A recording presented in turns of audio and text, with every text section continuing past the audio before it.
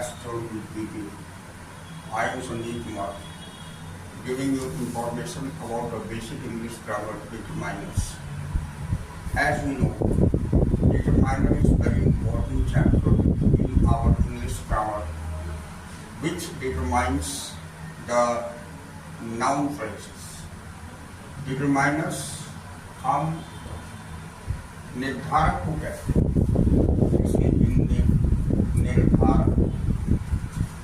निर्धारक क्या काम करती है ये मैं आपको बताता हूँ। यह हमारे किसी भी सेंटेंस के अंदर है।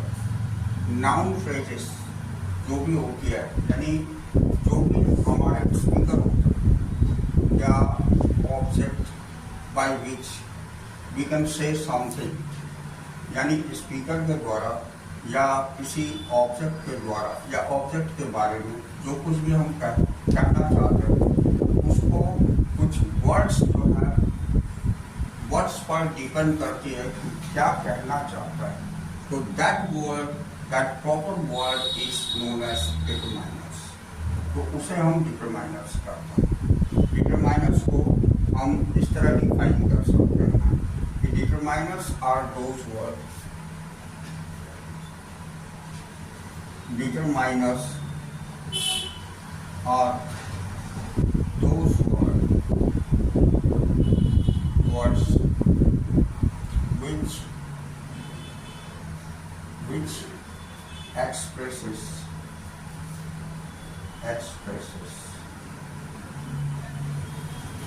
before which expresses the noun phrases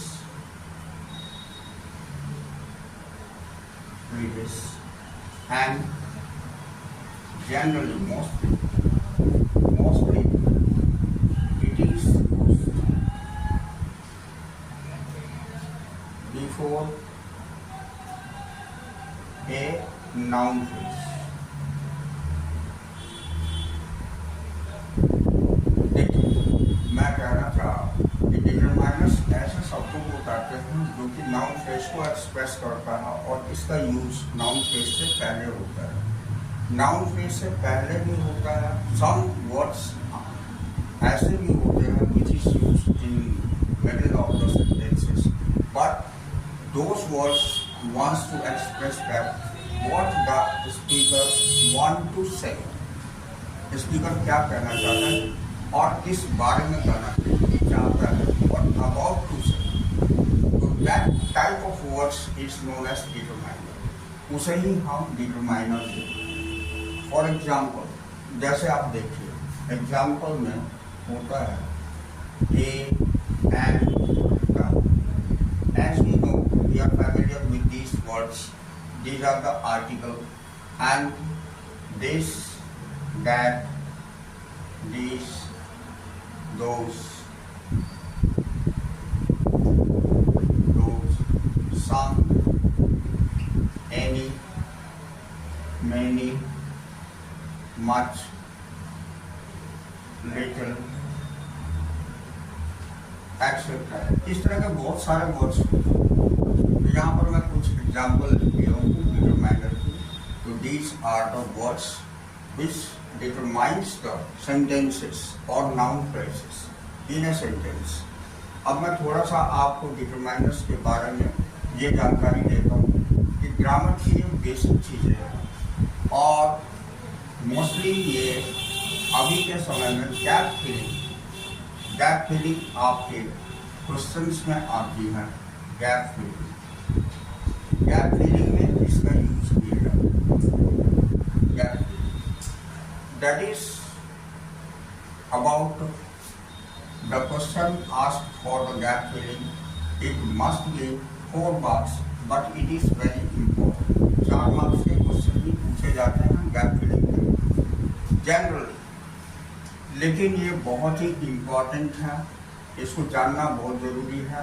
इसका यूज़ आगे भी सेंटेंसेस को प्रॉपर करने के लिए यूज़ किया जाता है।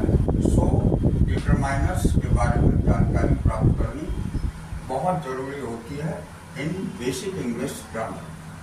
तो आइए अब हम इसके बारे में आपको और भी डिटेल्स बताते हैं।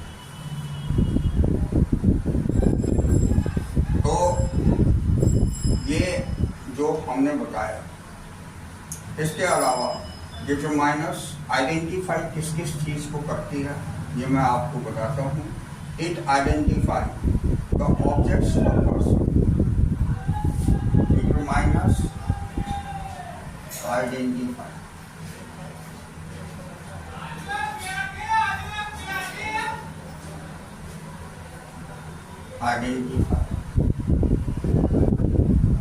ऑब्जेक्ट्स अबाउट ऑब्जेक्ट्स और पर्सन। ऑब्जेक्ट्स और पर्सन को डिटरमाइन करता है। इसके अलावा ये क्वांटिटी और अमाउंट, ये क्वांटिटी एंड अमाउंट। अमाउंट मतलब मात्रा, कितनी अमाउंट में कोई भी चीज है, ठीक है। और quantity that is the quantity as you understand. This one is also the in Hindi मात्रा को भी कहते हैं। इसके अलावा ये न्यूमरल्स एंड एडजेक्टिव्स को भी आइडेंटिफाई करता है। न्यूमरल्स दैट मीन्स नंबर्स को, and adjectives also. Adjectives that means nouns की जो विशेषता बतलाता है। तो some determiners are used as an adjective of the noun phrase. Okay, तो determiner identify these types of things, that is etc. अब हम आपको टाइप्स ऑफ डिटरमाइनर बताते हैं। तो यहाँ देखिए मैं टाइप्स ऑफ डिटरमाइनर आपको बताता हूँ। थोड़ी सी स्पेस ले लेता हूँ, उसके बाद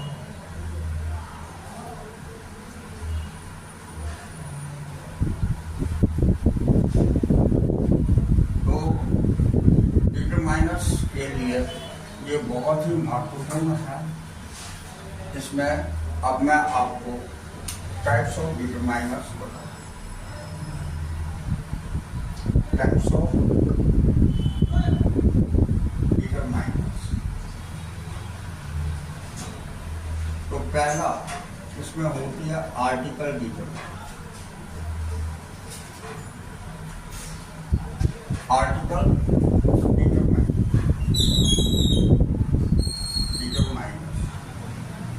इसके अंतर्गत ए, एन और द, ये तीन वर्ड आते हैं। ए एंड द, और ए एंड द का प्रयोग हम जानते हैं किसी भी सेंटेंस में before the sentence, mostly before the sentence इसकी यूज होती है, ठीक है।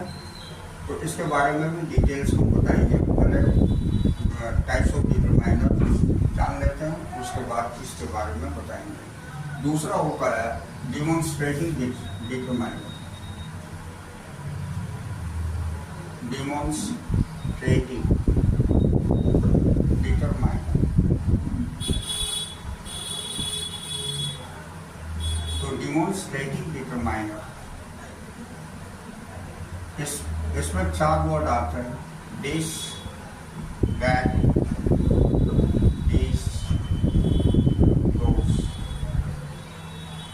ये वैसे वर्ड्स हैं जो कि ये डिमॉन्स्ट्रेट करता है कि नाउन इस बारे में कह रहा है। दिस मीन्स यह, दैट मीन्स वह, दिस मतलब ये सब, दोज मीन्स ये सब। तो इसके बारे में भी हम आपको बताते हैं। तीसरा होता है आपको पोजेसिव डिटरमाइनर।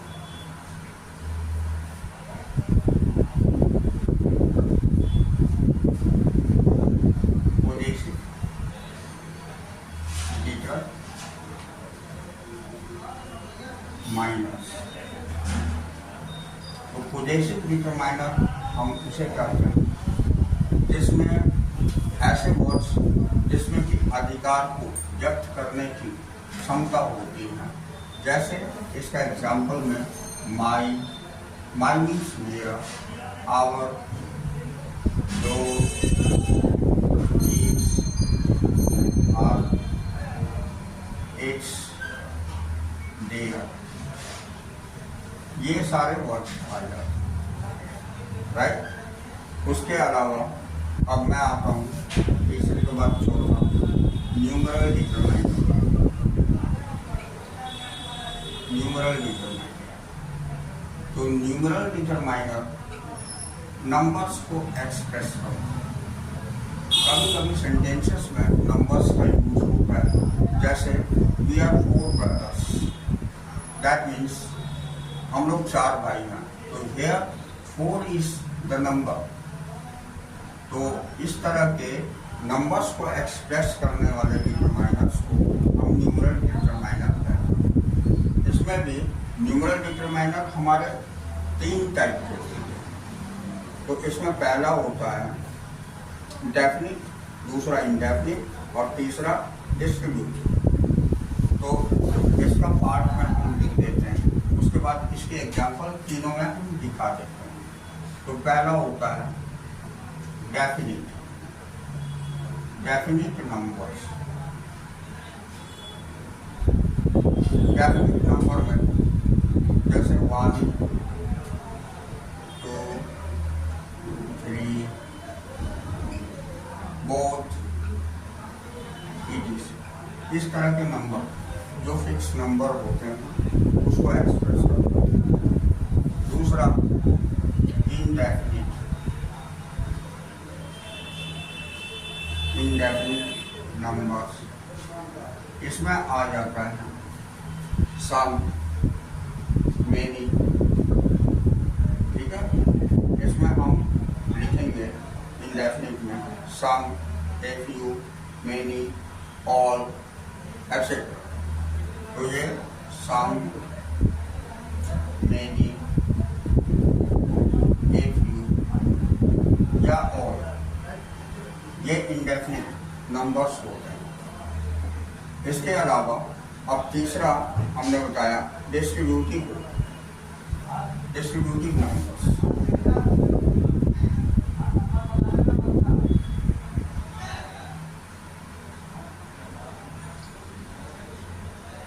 तो डिस्ट्रीब्यूटिव नंबर्स में ऐसे नंबर्स को, नंबर्स की कुछ संख्या जिसको कि हम कम्प्लीटली एक्सप्रेस नहीं कर सकते हैं, जैसे एग्जाम्पल में डिस्ट्रीब्यूटिव में each, either, neither, each, either,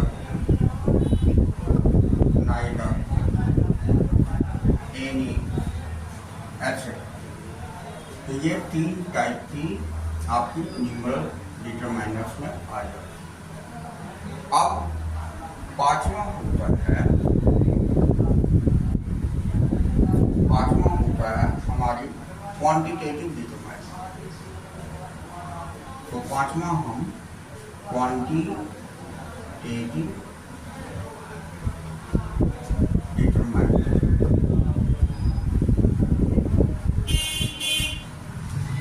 इसमें क्या होती है, ये डिटरमाइनर हमारी क्वांटिटी को एक्सप्रेस करती है, ठीक है। तो इसमें क्वांटिटी को एक्सप्रेस करने वाले डिटरमाइनर के एग्जाम्पल, ये वर्ड एग्जाम्पल वर्ड्स हैं सम, मच, एनी, लिटिल, सम, मच, एनी, लिटिल, सम, मच, एनी, लिटिल, और इसके अलावा अ लिटिल,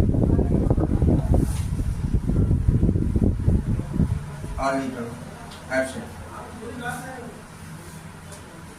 तो इस तरह हमारी 5 डिटरमाइनर्स के टाइप्स होते हैं। तो ये 5 डिटरमाइनर्स के टाइप्स हमने आपको बताया, ओके। तो मेनली ये 5 टाइप्स की डिटरमाइनर होती है। अब आइए इसके बारे में हम पूरी डिटेल्स में जानें, ओके। तो सबसे पहले हमारा आर्टिकल डिटरमाइनर, तो इसे आर्टिकल डिटरमाइनर को पूरी डिटेल्स में जानें।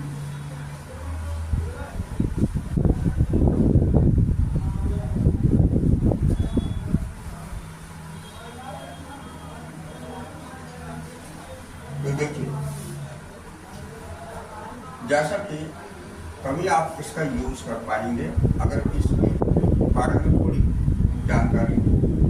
तो ए एंड एन, सबसे पहले मैं इन दोनों वर्ड्स को लेता हूँ। A N, A oblique N, ये डेफिनेट आर्टिकल है।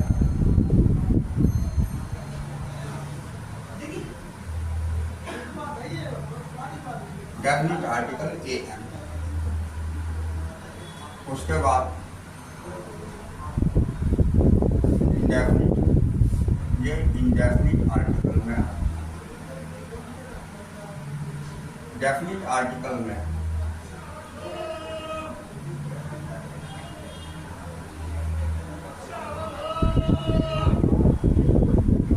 इसके अंतर्गत विवरण रहा। तो आइए सबसे पहले हम ए एन का यूज लें, ठीक है। तो जैसा कि हम जानते हैं हमारे इंग्लिश अल्फाबेट में जो हमारे वोवेल्स प्रायः ए, ई, आई, ओ, यू, ये हमारे वोवेल्स। तो वोवेल से स्टार्ट होने वाले वर्ड्स उसमें हमारा एन का यूज, ठीक है। यहाँ यूज ऑफ एन, ये एन का यूज। जैसे एग्जाम्पल में मैं, जैसे हम लिखते हैं an apple, an egg, an ink, an orange, an अमरूद। तो जैसा कि हम देख पा रहे हैं कि ए, ई, आई, ओ, these are the words starting from vowel. So we should have to put the n before using these words. Okay. In a sentence, अब सेंटेंस में ये जो ए एन का यूज हो रहा है ये एज ए डिटरमाइनर। तो एन मीन्स एक होगा, ये दोनों का मतलब एक होगा, एक के लिए मतलब, राइट। अब इसके अलावा वॉवेल्स तो हो गई, तो हमारे इंग्लिश अल्फाबेट में बच गई कॉन्सोनेंट। कॉन्सोनेंट्स में हमारे ये सारे ए, ई, आई, ओ, यू को छोड़ करके बाकी सारे आ जाते हैं जितने भी इंग्लिश अल्फाबेट्स होते हैं, B, C, D, F, G, H, J, K, L, M, N, E, Q, R, dot. तो इस तरह के वर्ड्स, इस तरह के अल्फाबेट्स, तो इन अल्फाबेट से स्टार्ट होने वाले जितने भी वर्ड्स होंगे उसमें हम ए का यूज करें, उसमें ए का यूज। जैसे a bat, example, a bat, a cat, a dog, a fish, a bird, a hen, etc. इस तरह हम देख पा रहे हैं कि वॉवेल एंड कॉन्सोनेंट से रिलेटेड जो वर्ड्स होते हैं उसमें हम एन और ए का यूज कहाँ कर पाते हैं, ये क्लियर हो। लेकिन इसमें एक कंट्रोवर्शियल रूल भी है जिसको कि जानना बहुत ही महत्वपूर्ण है, और वो कैसे, ये मैं बताऊँ, ठीक है। इसके बाद तब हम गा का यूज देखेंगे कि गा का यूज हम कहाँ करते हैं, ठीक है। तो गा का यूज करने से पहले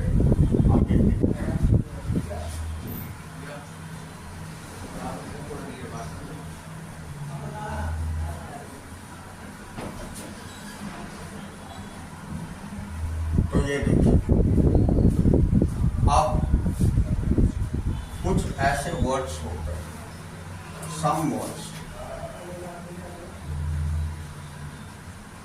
are starting from vowel, but pronunciation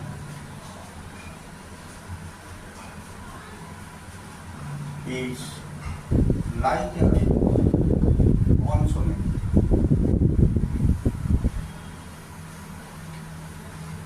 Then A is used. कुछ ऐसे वर्ड्स जो स्टार्ट होते हैं वॉवल से, लेकिन उसकी प्रोनाउंसिएशन कॉन्सोनेंट की तरह होती है, तो वहाँ हम ए का यूज करते हैं। ठीक है। अब जैसे मैं बताता हूँ, जैसे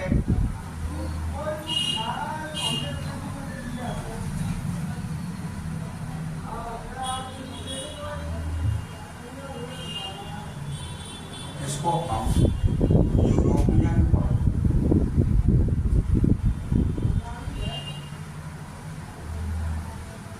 इसमें स्टार्ट हो रही है ई से, लेकिन वॉवेल से स्टार्ट हो रही है, लेकिन इसका pronunciation just consonant Y, European Y की साउंड आ रही है इसमें, साउंड इसमें वाई की आ रही है स्टार्टिंग में, तो देयरफॉर ए इज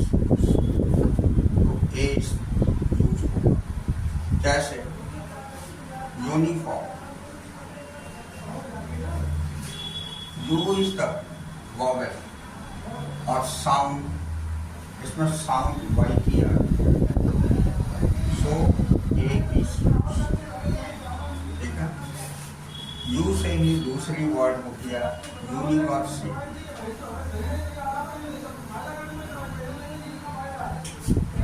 यूनिवर्सिटी में ए यूज हो। ठीक है। तो इस तरह हमने ये देखा कि कुछ वर्ड्स ऐसे होते हैं जो वॉवेल से शुरू होते हैं, लेकिन इसकी प्रोनाउंसिएशन हमारी कॉन्सोनेंट की तरह होती है, इसलिए इसमें ए का यूज होता है।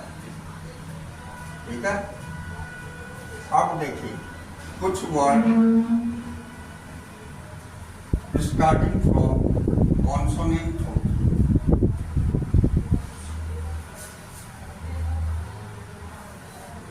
कॉन्सोनेंट होती है और इसकी pronunciation just like a vowel होता है।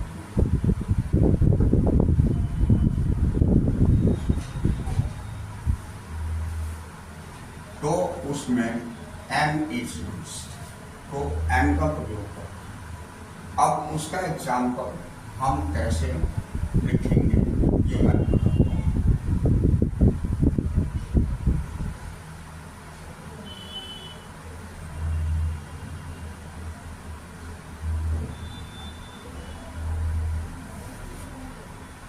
कॉन्सोनेंट से स्टार्ट और उसका प्रोनाउंसिएशन वॉवेल की तरह। तो इसके सम एग्जाम्पल्स हम आपको बताते हैं। इसके कुछ एग्जाम्पल पूछेंगे, जैसे एमपी, एमपी ये इसको हम M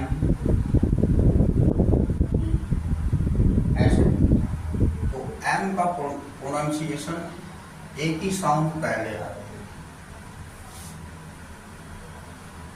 sound like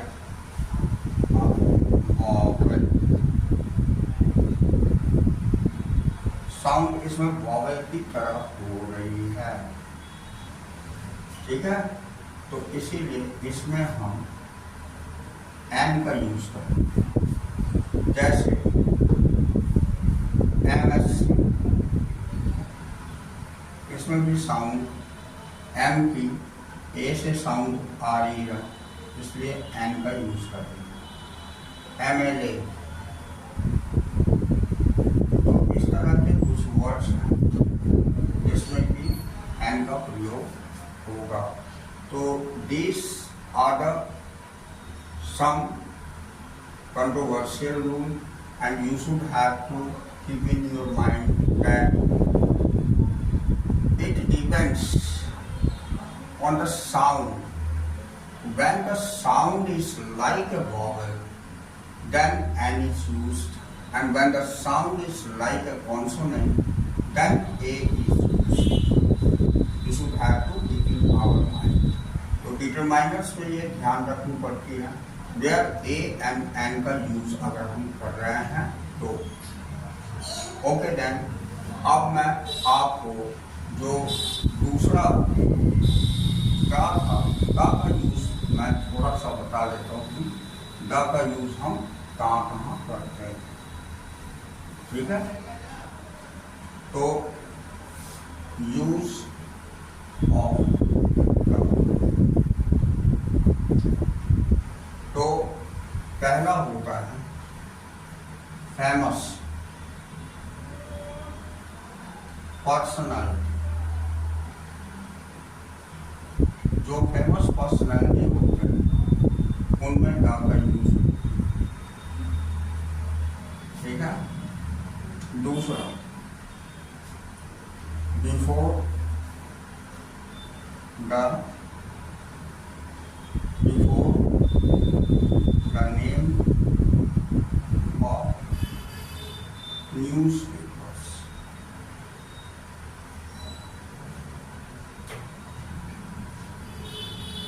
Newspapers, newspaper के नाम से पहले द का यूज है, जैसे the times of India,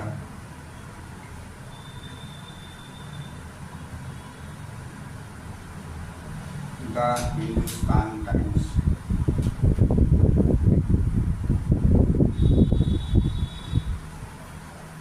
the Hindustan times, the times of India.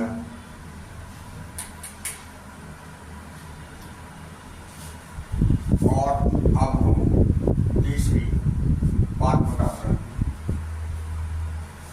Reverse. Reverse के नेम से पहले द का यूज होता है, जैसे द गंगा, द यमुना। ठीक है, अब चौथा माउंटेन्स। माउंटेन्स में भी द का यूज होता है, the mount Everest,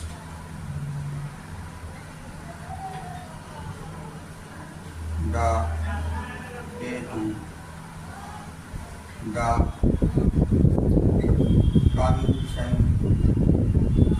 Kanchenjunga। it is mountains में भी द का यूज होता है। यह क्या बताया, अब आगे देखिए।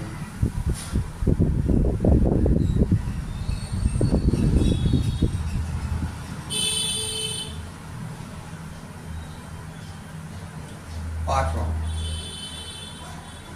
मोनूमेंट्स, स्मारक।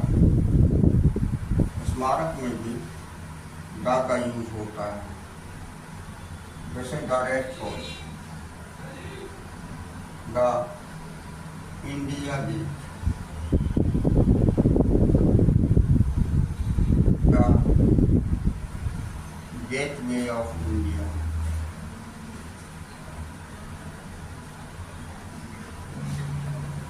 द ताजमहल। तो बहुत सारे मोन्यूमेंट्स भी होते हैं जिसमें द का यूज होता है।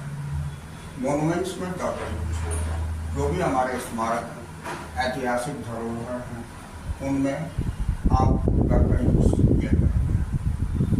इसके बाद पोस्ट, पदों में द का यूज किया जाता है, जैसे the principal,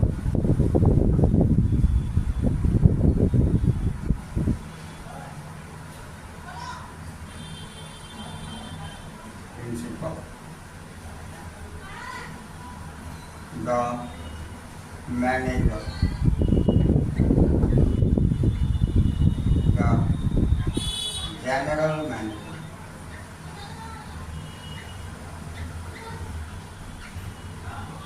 etc. The editor, etc. तो इस तरह और भी बहुत सारे हैं जिसमें कि द का यूज किया जाता है। तो ये ध्यान में हमें रखने हैं कि सारे पॉइंट्स को हमें ध्यान में रखनी पड़ती है कि द का यूज कहाँ होता है। कुछ ऐसे ही पॉइंट्स हैं जहाँ की द का यूज नहीं होता है, तो we should have to put in our mind that where A is used, where N is used, and where the is used, and where the is not used. So in this way, we can understand the article determiner. This one is the first determiner, article determiner. Finished here. Now I want to give you the information about the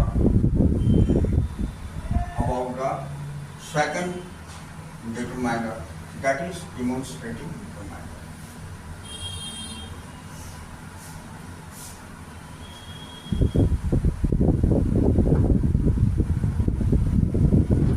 Second, demonstrative determiners.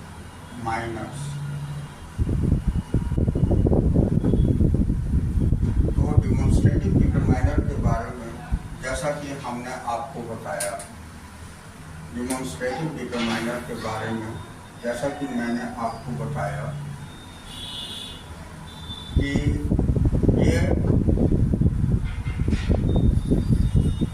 Demonstrative determiner हमारी चार mode को express करती है, this, that, this,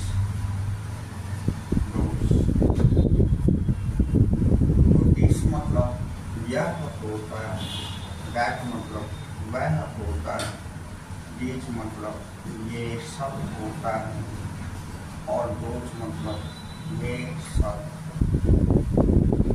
इसमें दो चीज़ों का हमें ध्यान रखना पड़ता है, बी केयरफुल अबाउट दिस। इतनी सी ही जानकारी डिमोन्स्ट्रेटिव डिटरमाइनर के लिए काफ़ी है। दिस एंड दैट ये सिंगुलर के लिए यूज करें। जब कोई भी ऑब्जेक्ट या ऑब्जेक्ट सिंगुलर होगा तो हम दिस का प्रयोग करेंगे या तो दैट। उसके अलावा दिस और दोस ये प्लूरल के लिए यूज किया जाएगा। जब ऑब्जेक्ट की संख्या ज़्यादा हो जाएगी तब हम दिस और दोस का यूज करेंगे। अब एक और भी रिमार्केबल पॉइंट था। पहला पॉइंट तो ये था कि सिंगुलर और प्लूरल का हमें ध्यान रखनी पड़ती है कि कहाँ पर दिस और कहाँ दिस का प्रयोग करेंगे, कहाँ दैट और कहाँ दोस का प्रयोग। तो सिंगुलर प्लूरल आइडेंटिफाई होने के बाद अब हम देखते हैं कि यहाँ ये दिस और ये दिस, ये दोनों ही जब हमारे नज़दीक कोई वस्तु होती है, नज़दीक यानी नियर कोई ऑब्जेक्ट होता है, तो हम दिस और दिस का दिस का प्रयोग सिंगुलर के लिए, नज़दीक के लिए किया जाता है। दिस का प्रयोग नज़दीक में बहुत सारी वस्तुएं होती है उसके लिए किया जाता है। अब देखिए दैट और दोस का प्रयोग मैं बताता हूँ। यहाँ दैट और ये दोस, ये दोनों का प्रयोग दूर की वस्तु के लिए फार ऑब्जेक्ट के लिए लिया जाता है। तो अगर इसमें भी सिंगुलर अगर होगा, दूर में कोई वस्तु, तो दैट का प्रयोग करेंगे, और अगर कोई बहुत सारी वस्तुएं दूर होगी तो ऐसे सेंटेंस में हम दोज का प्रयोग करेंगे। ठीक है,